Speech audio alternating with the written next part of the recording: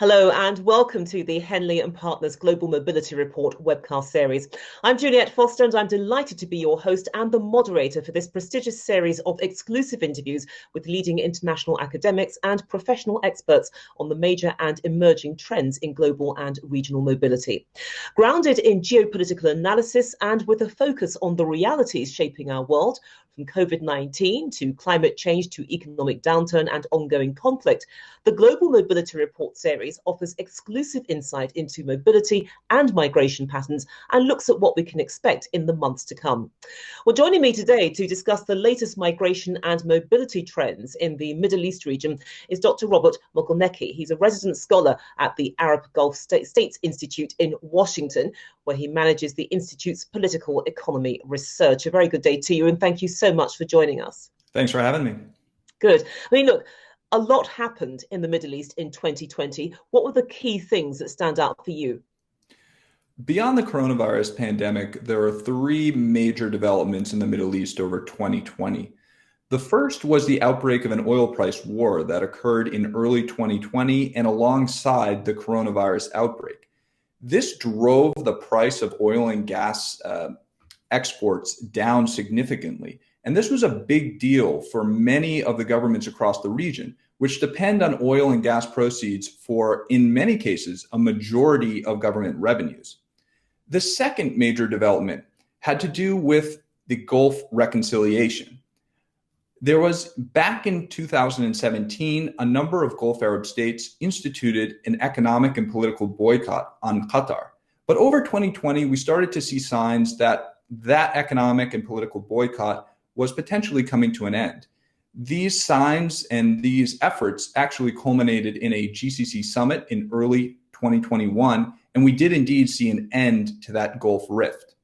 And finally, the last major development of 2020 had to do with normalization agreements with Israel. Of course, the United Arab Emirates was the first country to normalize its relations with Israel, but Bahrain followed shortly thereafter.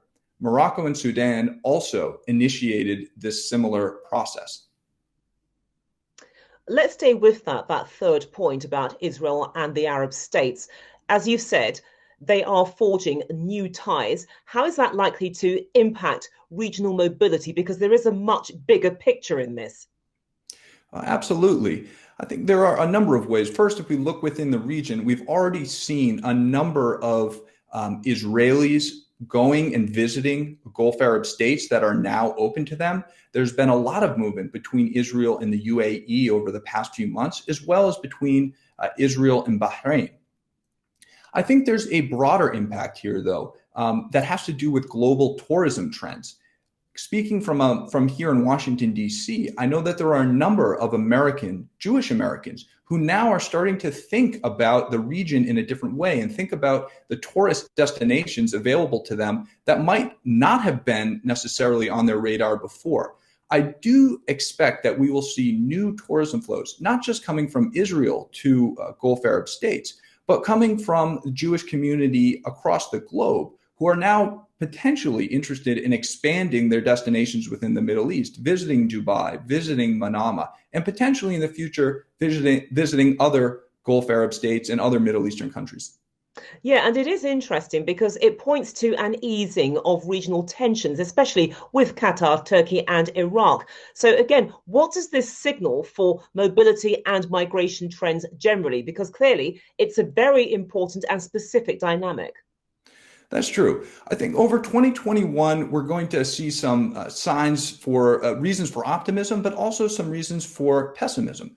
And on the optimistic front, of course, the normalization with Israel is opening up new pathways for cooperation, whether it's in tourism, whether it's commercial cooperation, or also investment opportunities. But on the other hand, we do see a lot of simmering conflicts and other crises that are not going away anytime soon. I'll point to a few theaters of conflict that I think are worth watching over the coming year. Iraq is at the forefront. Iraq has long been a battleground for external forces, and there's a heavy Iranian influence in Iraq that is going to continue to play a key role in the country's politics and economics and security posture as well. Turkey is another important player to watch. It has been an increasingly aggressive player in the region's foreign policy. But at the same time, it's been battling significant economic challenges at home. In the past, Qatar has been very willing to provide economic support to Turkey. But given this new Gulf reconciliation, that really puts into question the degree of economic and financial support that Doha will be willing to provide to Ankara in the future. And then, of course, there are issues in Yemen and Lebanon that are not anywhere close to being resolved. In Yemen, we have a humanitarian crisis. There is a bloody conflict and a political stalemate. And perhaps worse than anything else is the global economic climate is going to make it very, very difficult to attract the necessary financing, funds, and aid that will be needed for conflict stabilization and also reconstruction. Yeah, I'd like to touch on Lebanon a little bit later, but for now, can I also shift the focus back to the United States and Saudi Arabia? Because certainly during the years of the Trump government, we saw how that relationship really developed in a way that perhaps many of us had never predicted before. But how is it likely to change in any tangible way now that we have a new president of the United States and Donald Trump is firmly out of the picture? The relationship between Saudi Arabia and the United States under a Biden administration will likely get off to a rocky start, but it is by no means in uncharted waters.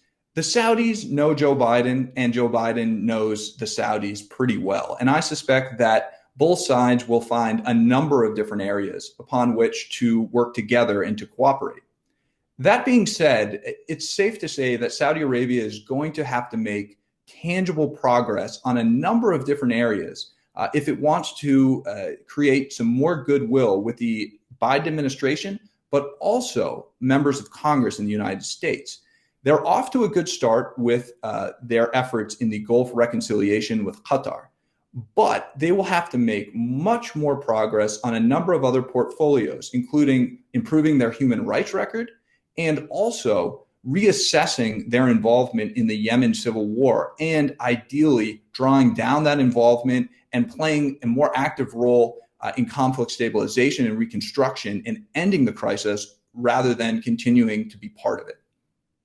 You previously referenced Yemen and Lebanon. Obviously, there is a conflict happening in Yemen.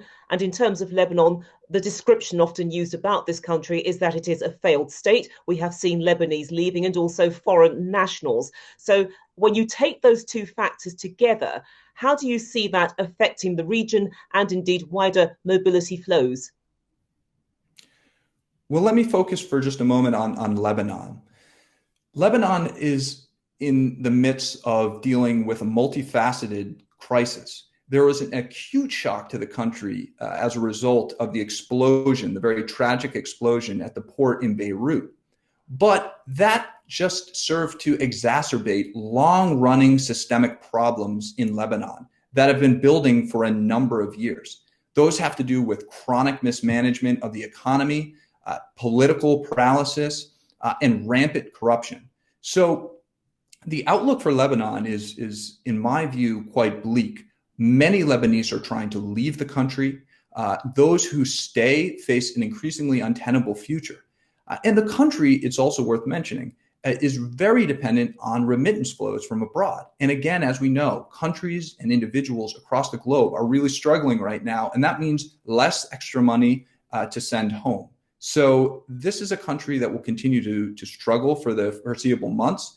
And again, we might see more and more Lebanese leaving Lebanon, moving to neighboring states, or indeed depending heavily on support from neighboring states that might not be readily available for the foreseeable future.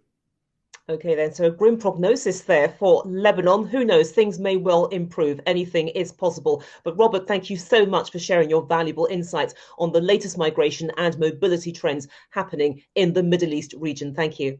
Thank you very much. And thank you to our global online audience for your engagement and indeed your participation in the Henley Partners Global Mobility Report series.